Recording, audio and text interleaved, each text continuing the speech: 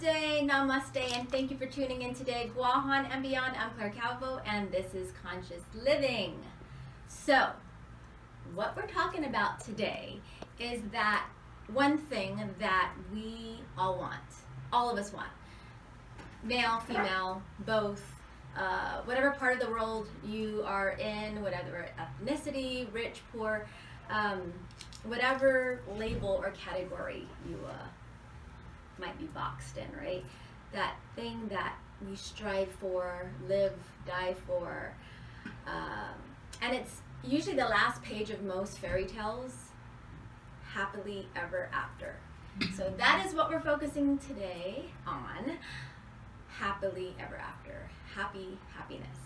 And I'm here today with someone very, very special whom I am just so grateful to have on the show. She has extensive knowledge and experience in the fields of human behavior, holistic health and wellness, metaphysics, mind-body connection. She is a licensed professional counselor, hypnotherapist, life coach, and a group facilitator of all different kinds of groups. And most importantly to me, of course, she's my sister, Reyna Calvo. Thanks for joining, Reyna. Thank you. A joy to be here. Thank you. So you have a plethora of knowledge and experience in this entire field of metaphysics and, like I said, mind-body connection and whatnot. And I go back to like my gosh, decades. I remember like when I first got turned on to everything. Like you took me to my first yoga class, to the Deepak Chopra Center back in the 90s.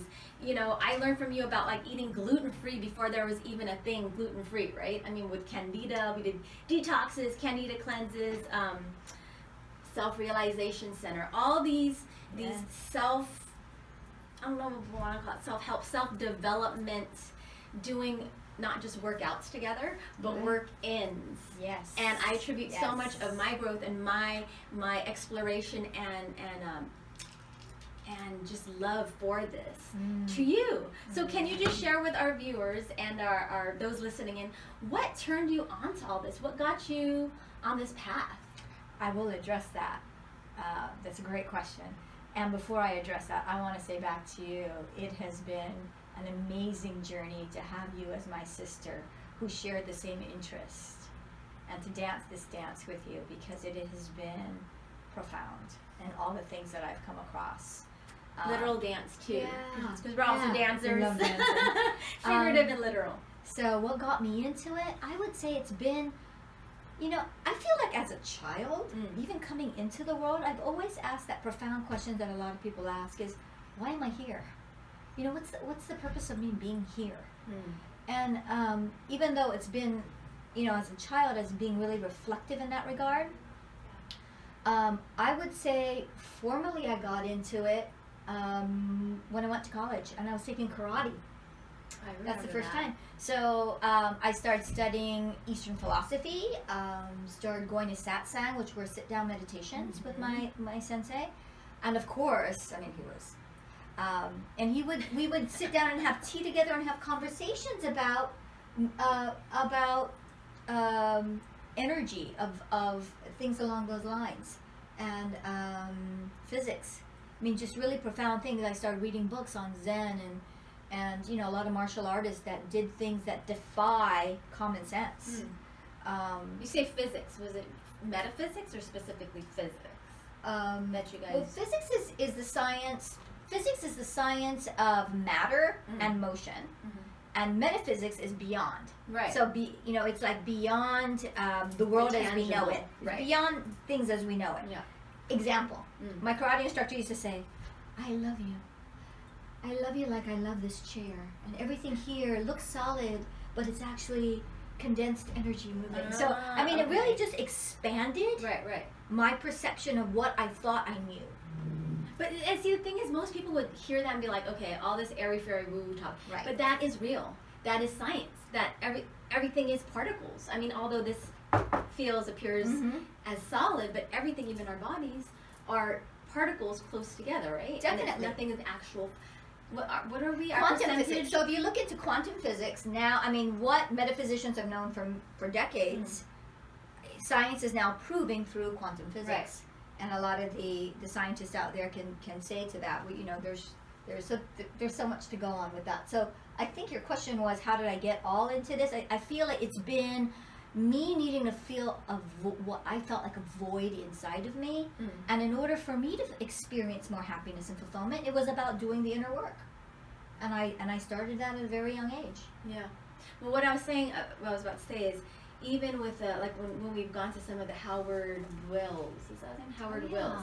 Some of his talks, and he shared, and even when I went to I would go to Ram Dass's retreats, just about, talking about our physical and what is physical, what is metaphysical, and just our bodies of being primarily water and light. And even just speaking on the terms of people talk about love and light, but we were also talking earlier about energy, right? And just how energy again can be thought of as like woo woo wah wah, but truly energy is everything, right? And can you talk a little bit about that? Okay, I will. Let me just for Howard Wills, just as a reference point. Yeah. Howard Wills is a healer, and he uses Ho'oponopono, which of course is Hawaiian healing modality of forgiveness, and how he would help people who had health ailments in their body, and he would take them through a process of forgiveness, and the pain and the ailment would be eliminated. So I just wanted to address that. Howard Wills. Yeah. And that is also speaking to what you just asked me about, which is energy. Yeah. Can we define love? Is that energy? I mean, can we? Not everything is concrete or definable. Right. And gravity. I mean, what holds us here? I mean, there's certain laws of the universe, and so there's when it comes to energy, there's different modalities. Reiki, Diksha, which is also an energy that I got transmission from in India. We have a whole field of energy that surround us and encompass within us. Right. And any suppressed energies that are not really dealt with tend to solidify and create more havoc in the system. Imbalances. Right. So would you say, because we're speaking on happiness, right? The choice of happiness. And can energy play a role in either unblocking areas that would be limiting our happiness, or can energy play a role in it as far as happiness goes and making that choice? How would you say you can go about that? Like with doing energy work, basically what got you into energy work? Did it have anything to do with, like you're talking about, filling a void? Right. Would any of that energy work help?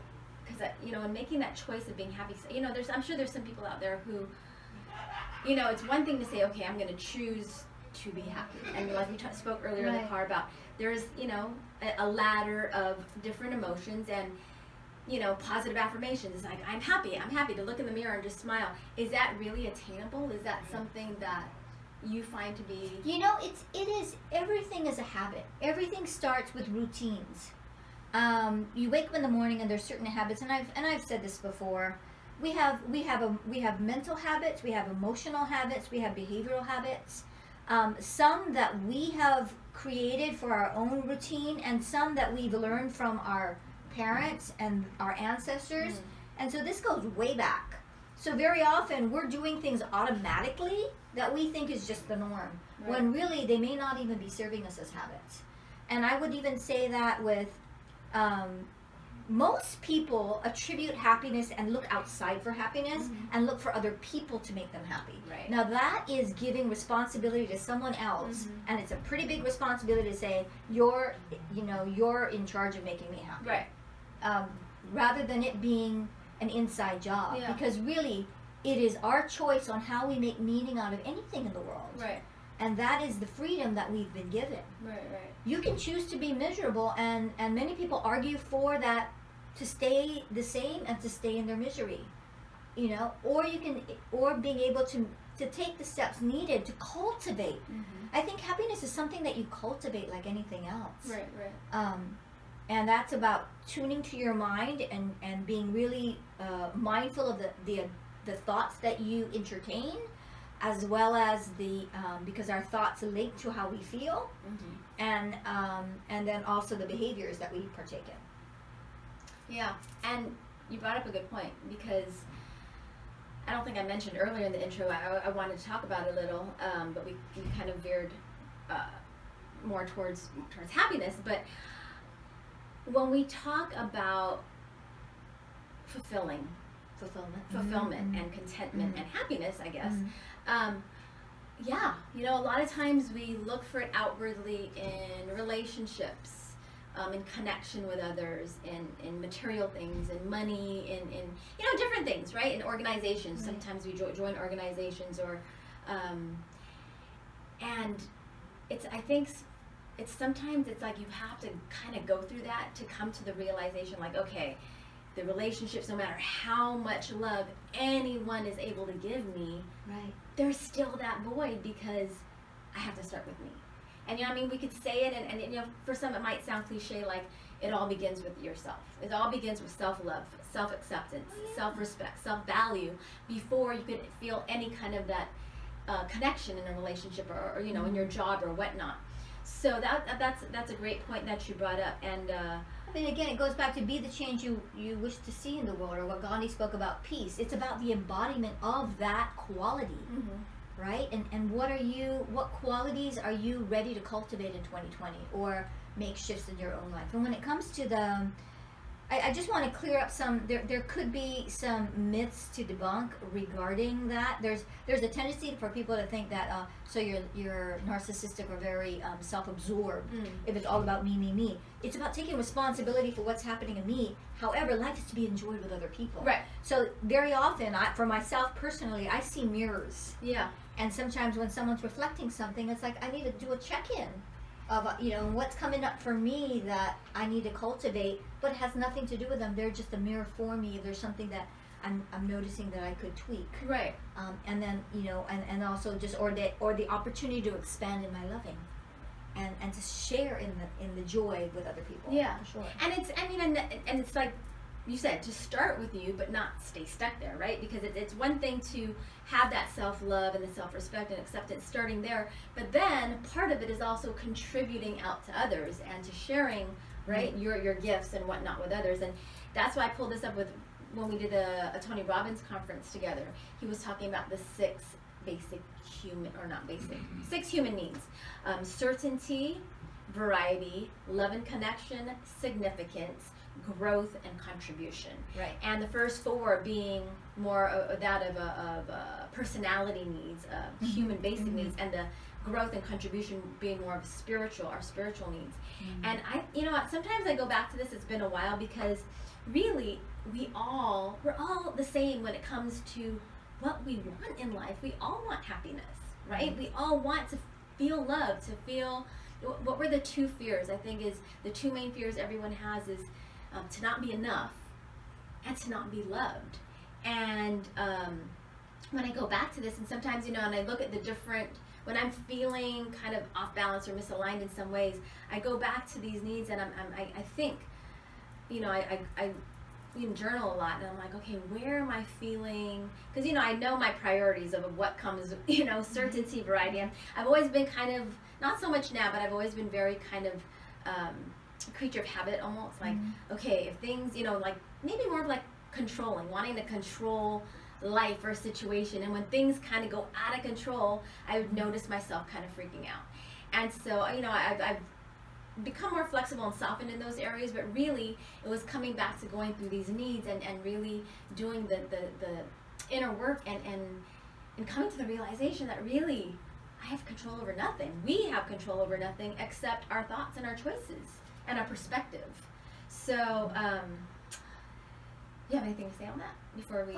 Well, I do, and there's also a point you made earlier about the energy and happiness, because ultimately everything is energy. Emotions are energy, and we're speaking specifically of happiness. That this is energy in motion. Yeah. And it's so when it comes, okay. So anyways, the human needs, I would say there's survival. Of course, it, you know, again, it's about having food, all the basic security things, and that's the certainty, knowing what's certain, because then fear will come up and all this. How comfortable are we with uncertainty?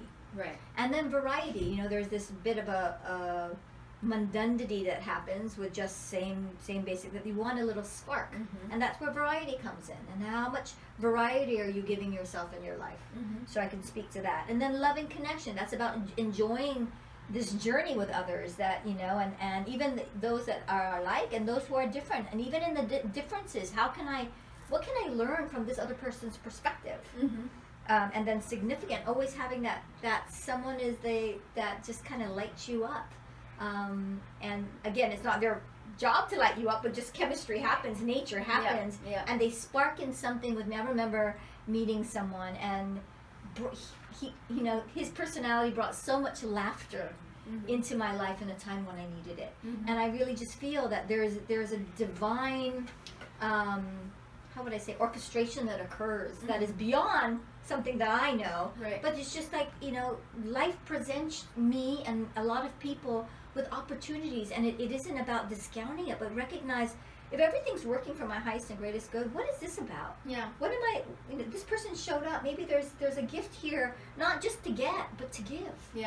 There's giving, and, you know, it could be someone at the market and all that, but just, that's when it talks about connection and love. Right? And then having that significance and feeling a sense of significance, because each and every one of us are different. You know, we have our similarities, but there's no one that has the same fingerprint. There's no one that they might have similar interests as you, but you're going to do it your way in a different style than that other person. So competition's not even needed. It's more about trusting that there's enough for everyone, and that you have the flavor of your own, of whatever your creation or your innovation is, that is going to draw the right people to you, that are drawn to your style of work, or whatever that might be. Or you personally as a spouse or a partner in life. And then, of course, growth. We're always growing and evolving. So I'll speak to that, as Tony Robbins, one of his needs is that we always need to be, change is inevitable. Now the thing is, anyone who rejects change is going the opposite way. You start going into decay, because life, trees, nature, everything is changing and evolving, and so we move with that. And I would say, to change, you know, of growth, you know, you either get pushed by pain or pulled by a vision, that life's going to continue to knock at you and say, hey, you've been sitting on this rock too long, time for you to get to the next level. And that's when lessons start coming, and the same ones, and they're pounding harder and harder. You have a choice to you know, stay the same, or, you know, or do the same dance, but it's with different players, or evolve to another level. As I say, evolve or die. Yes, Eckhart Tolle did say that, you know.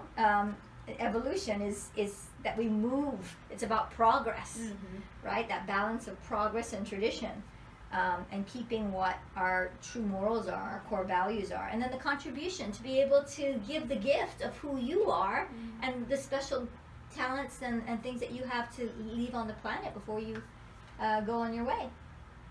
So, and okay, thank you for that. And I wanted to move on to, why do you think some of us get in our own way? Why do you think it is that, what keeps us from living our best lives, or our best versions of ourselves? Because, you know, you hear the story, you know, we all have our story, and you know, we could get stuck in the story of, oh, well, I didn't have this, and I couldn't do that, and my mom, and my dad, and my ex, but then you hear stories of some of the most amazing, Lisa Nichols, Oprah Winfrey, Tony Robbins, Dr. Joe Dispenza, Louise Hay. These are incredible, amazing movers and shakers, and hearing their stories and what I mean, I just think of like the lotus flower, you know, like growing through the mud. You know what's great about each and every one of them that you spoke of? None of them are victims of their lives. Now, someone can look at their life and say, oh my God, look at that. They were so victimized. They took their life circumstances and they made it their reason, their big why, to reinvent themselves and contribute to the lives of others through the story that they lived. So there's a lot I can speak to that. I mean, it's about changing I think it's been 8 years. I did something here on Guam called Moving Beyond Your Story. It's not about discounting what you've come from. It's like recognizing not only the story that you've lived, the circumstances, but also what am I telling myself about that? Right. And as far as what stands in our way very often is no one stands in our way but ourselves. Our limiting beliefs, our emotional habits, and our self-sabotaging, mechanisms that come into place. Because even in for New Year's resolutions, you can make all the resolutions, but if you don't really have a strong why as to why you want to make that change or make that resolution, you're just going to backpedal and do the same thing over and over again. Because there's a conscious mind, there's a as a hypnotherapist, I address the subconscious mind. Those are programs that are within your subconscious at a deeper level, and they have a tendency to be within the first couple of years of your life that you've adopted or they're just certain belief systems that really are not longer serving you. They're also the seat of your emotions. And we don't talk about that enough. And it's so important to talk about the subconscious mind, because for sure. I think a lot of times you just speak on the conscious and unconscious, but it's like, that's kind of like part of the foundation is the subconscious mind. Right. And for me, I think the goal when you speak about awakening and enlightenment is to live the superconscious mind. Right. So we're multidimensional. Of course, we're living our personality, and I recognize, especially when you make that decision. When I make that decision, I'm going to change this or this. Not really, this is what I want to like grow in my life. This is what I want to cultivate. Very often, I get the counter. I get that come up in my face to say, "Oh, really? Let's see." So it's just really interesting. There's different.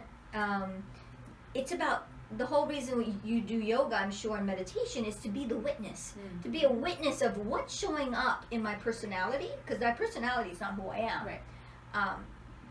That's personal another, reality. That's another big question. But again, there's being the witness to what's running the show, what's running your show. If we were to take this your life and talk about story and say, are you the lead actor, and who's writing the script, and who are you giving more airtime in what's being played out? Is it the mother? Is it the victim? Is it the perpetrator? I mean, is it there's so many different types of archetypes that or the different functions that come forward, and what do we have a tendency to lean towards, and where do we need that balance? Cultivation. Yeah, and also our focus. As they say, energy flows where the attention goes. So not just the people, the players in our life, but what is the subject? What are we playing out? What is the story that we're creating, co-creating? Right. And like you said, about what we have choice in, we have a choice on where we put our focus. I get to focus on everything going wrong in my life, according to me, or I can focus on what the blessings are. Yeah. And what are the gifts in whatever comes my way. Right. And again, where you put your attention, where your energy goes, energy flows. So again, I'm just going to draw more of that. That whole saying of the worse it gets, the worse it gets, the better it gets, the better it gets. It's because my focus is there. So if I like drop one thing and I'm busy cursing and blah, blah, blah, I'm just going to get more of that, or the other way around. And you see it. Yeah. It's almost instantaneous. That's why that whole exercise on gratitude, the more I'm grateful for, I'm like, oh my God, this person's, I just get, then my hand gets wider and there's just more receptivity to more explain that, the exercise of gratitude. Do you mean just writing a list? Oh yeah. There's a lot of folks that do a gratitude list. So can you just share some of the different tools, people could apply, when they're kind of, because right now, I mean, not just right now, it's suicide rates in the U.S. have increased substantially, and over the past 2 decades, especially 30% increase in the rate of death by suicide in the U.S. between 2000 and 2016, 50%, that's half, increase of suicides among girls and women, 50%, 21% increase boys and men between 2000 and 2016, and suicide is the 10th leading cause of death. And then locally on Guam, suicide remains prevalent on Guam with statistics showing suicides 50% higher. Let me repeat that, 50% higher here on Guam than in the United States mainland, and more than 3 times higher than Asians and Pacific Islanders who are living out in the mainland. So, what you do is invaluable.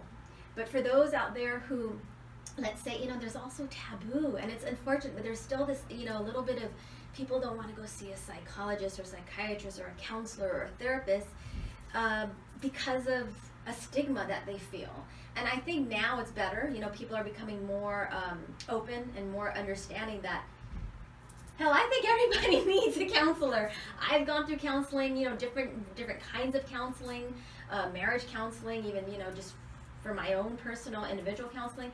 But for those who, let's say, just don't even have the means or don't have anyone really to go to, can you think of any tools, like off the top of your head that... Gosh, I mean, the thing is, there is no just one thing. Right. Right? And what I'll say to that is, psyche, the word psyche means soul. And that's the root of the word. And in psychology, somehow that isn't really emphasized. I have a master's in spiritual psychology, and so that's how I kind of got into that, is recognizing that first and foremost, it's the spirit. And, it's having that, regardless of the circumstances, regardless of whatever's going on, how can I remember who I truly am at the core of my being? And when you're going through some challenging times where you're really questioning, do you still want to be on this planet? I would really seek out someone that can remind you of the blessing that you are and the blessing that the gift of life has to offer you. Because very often I think there's a tendency to think that we don't matter and that we have nothing to give the world, and that's false. If you are above ground, then God has use for you. And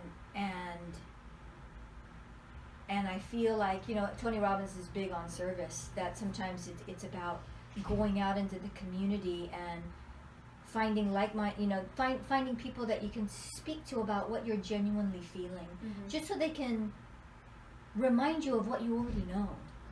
Right. As a child, were you that way? And I would really take out your magnifying glass and look at what is it about you that you love or like.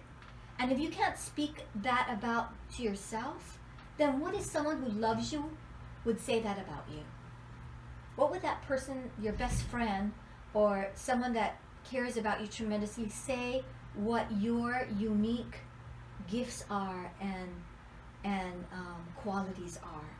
Because very often it's because there's too much focus. We went back to focus. Too much focus on everything wrong with me. Everything that's not going right in my life. Everything that's wrong with me. And that's everyone tends to be their worst critic. And it's a program within you that is false, that needs to be eradicated, and for you to stand up in the power of that is within you.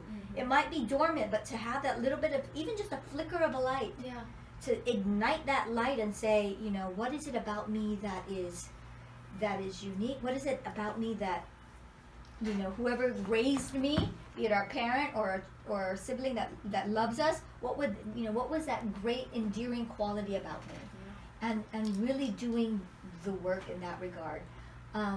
Going up the emotional ladder, it might not be pretty, but that's okay. It's about, because even from depression, I would rather a person... Speak a little bit about the emotional ladder. So, everything has frequency, but that's a whole different ballgame we're talking. But I'm saying when you're going up, you don't bounce. Like, again, it isn't about putting a happy face on something that's miserable, right?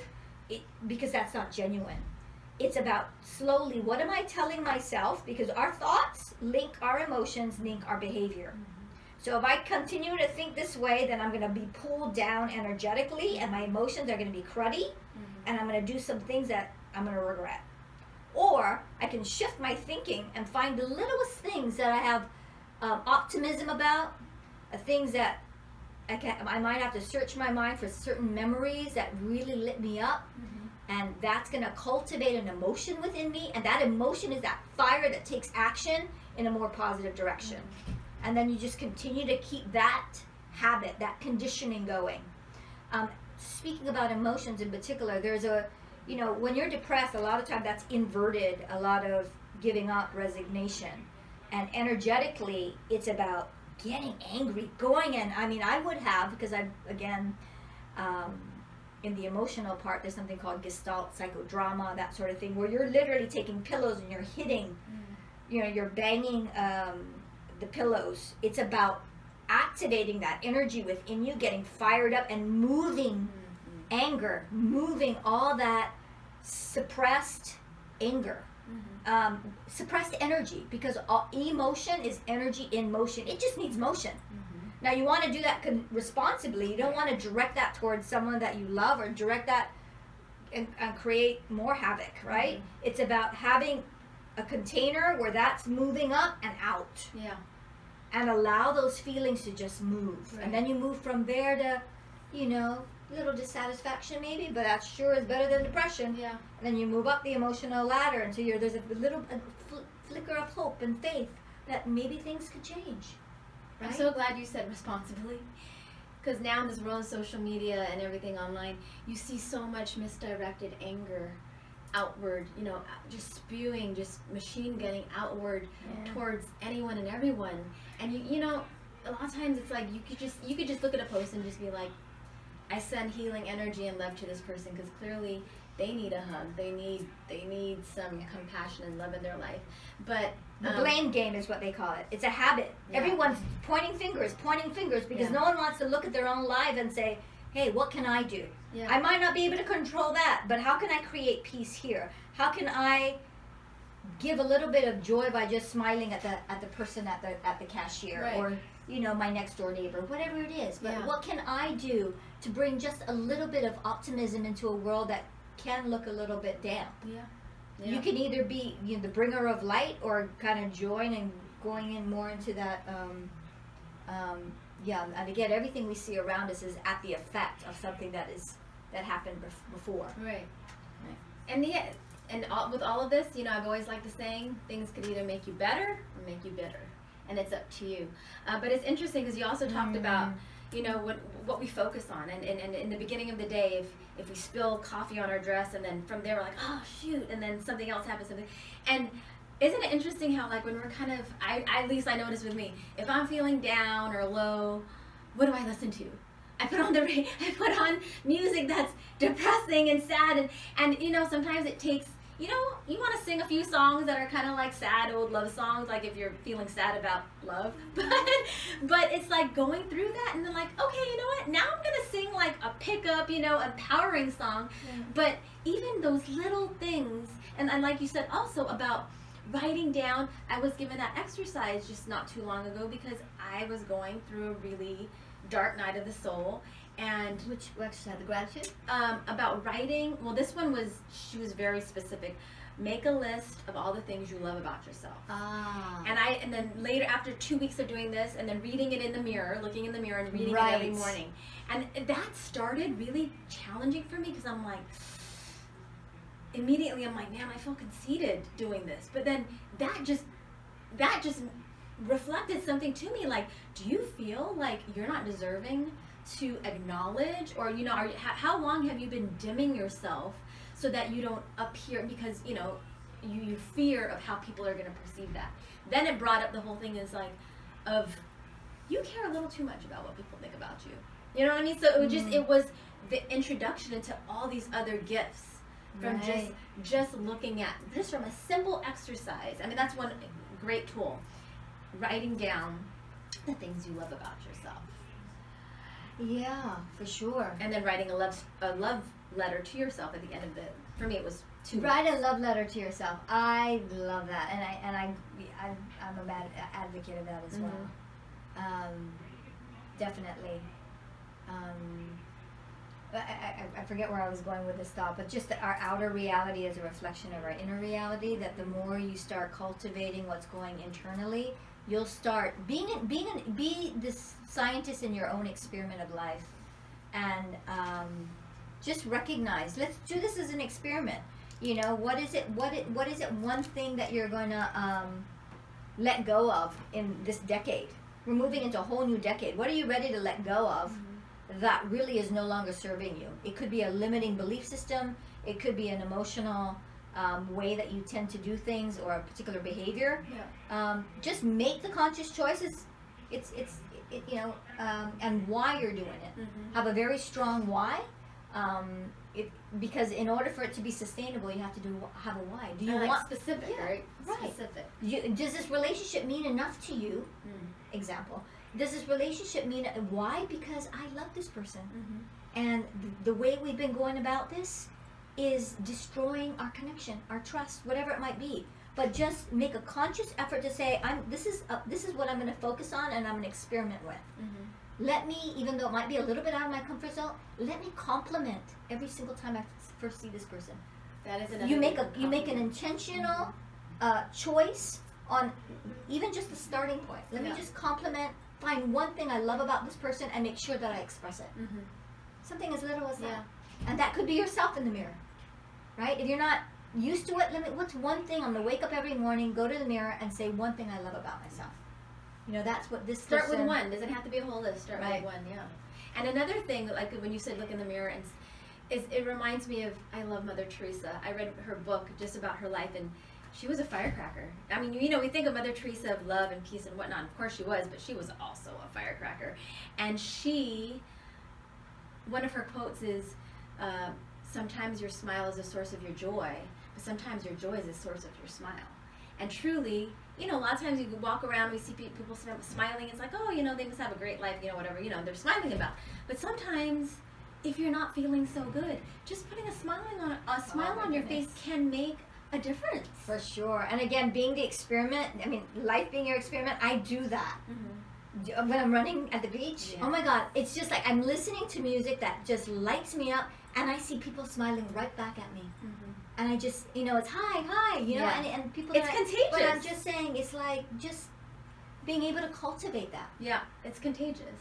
But going back to, so we were talking about, suicide rates and whatnot. And, going back to Tony Robbins, human needs of certainty, variety, love and connection, significance, growth and contribution. So we all need these things in different priorities, right? So, you could just think of the amount of people in the world who like something like love and connection. Now that we don't have this as much, and it's, not an internet, social media, all of that is great. It serves a wonderful purpose. But sometimes I think we get so stuck here that we lose this. And these are Tony Robbins. Tony Robbins also spoke of, we listed these amazing Oprah, Tony Robbins, Joe Dispenza, Louise. We mentioned all these amazing leaders in the world who have had such a hard life, like childhood and whatnot. And then there's people, and you look at someone like who we all love. Who doesn't love Robin Williams, right? He makes everyone laugh. He is like, everyone loves him, I feel. And I'm sure people look at his life like, man, you have the family, the success, the life, you look at him and people would just think, he committed suicide. Claire, but we're talking about a very, there's so many complex factors that can go into that. Yeah. That's not something as an outsider that I would understand. Right. Or all of us can and understand. And it's not judging it, and it's not trying to understand it, but it's showing the complexity and showing that, like at least when Tony Robbins spoke about it, is like you never know what someone is going through internally. You can't look at a person and think, oh man, they have the success, they have the family, they have, they make everyone so happy. You have no idea what brought them to the choices that they made in their life. And the reason why I brought that up is because that's the other thing of making assumptions and treating people a certain way when you have no, the book, The Four Agreements, not making assumptions, not taking things personally, keeping to your word, keeping to your word, and living life to the fullest.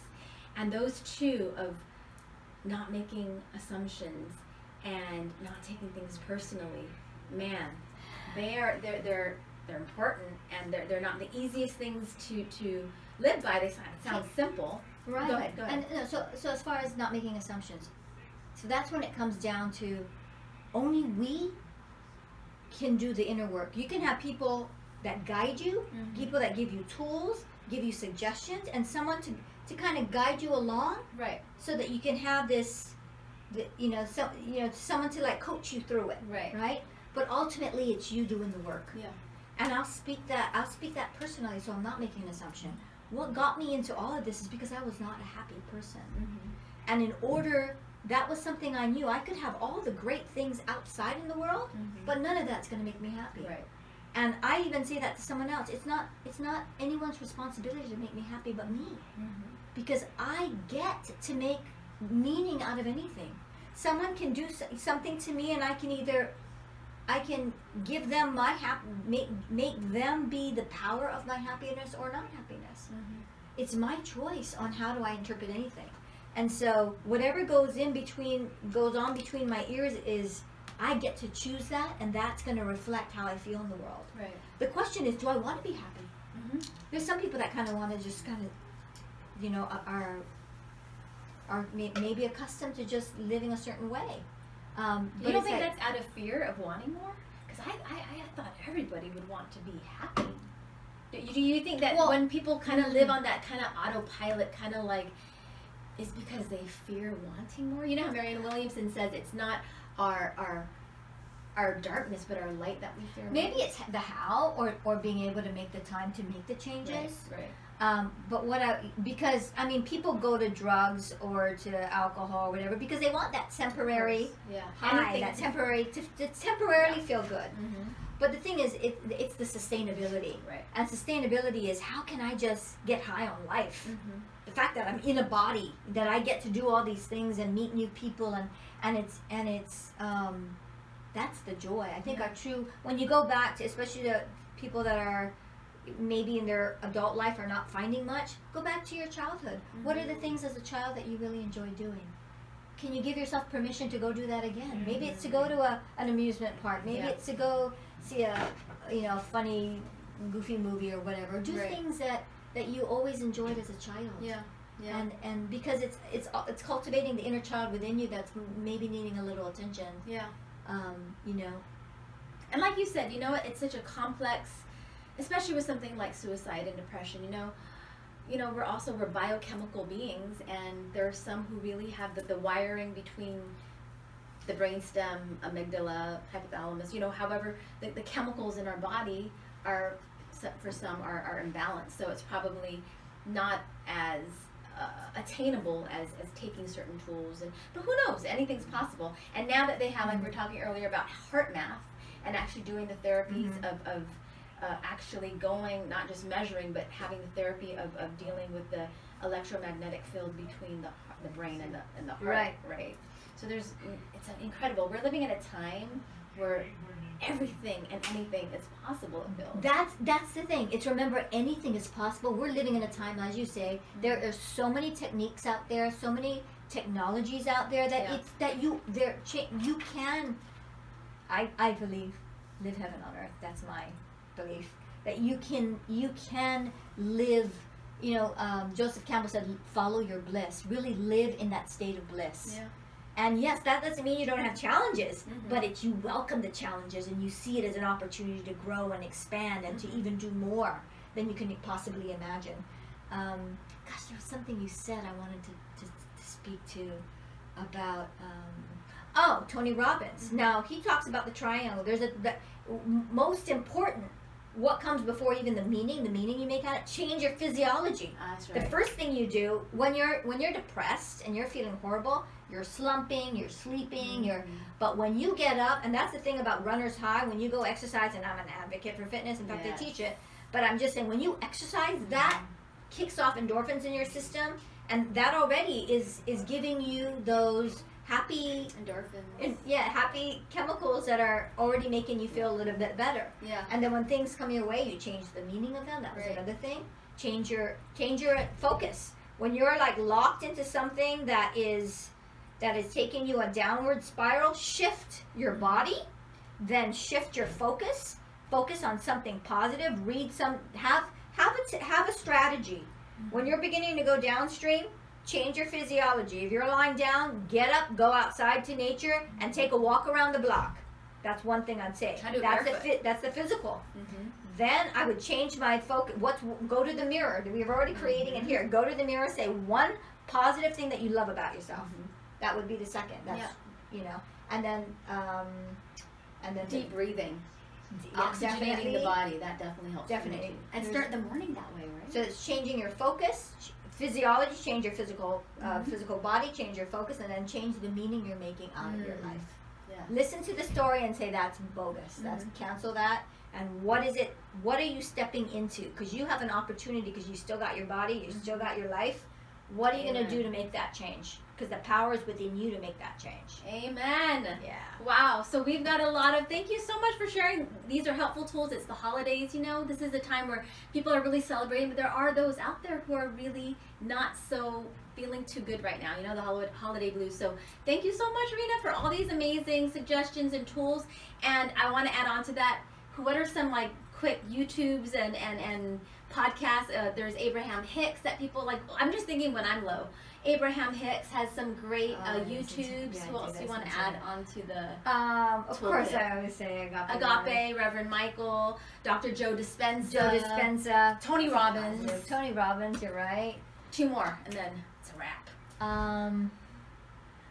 Lisa Nichols from The Secret. She's pretty amazing to listen to. 1 more. It's interesting when it comes to I listened to all these before, but nothing else is coming to mind other than you're saying. I would just say, go into positive psychology. Yeah. Go into positive psychology. I'm sure if you Google that will also give you even more exercises. And more than anything, go out in nature and find people that just go to a community that resonates for you, and to find where your spirit comes alive. Amen. Thank you so much. You're welcome. And thank you. I'll catch you next time. And if you want to listen to this or any of the other podcasts, go to Spotify, Pandora, SoundCloud, iTunes, and YouTube. Change your thinking, change your life.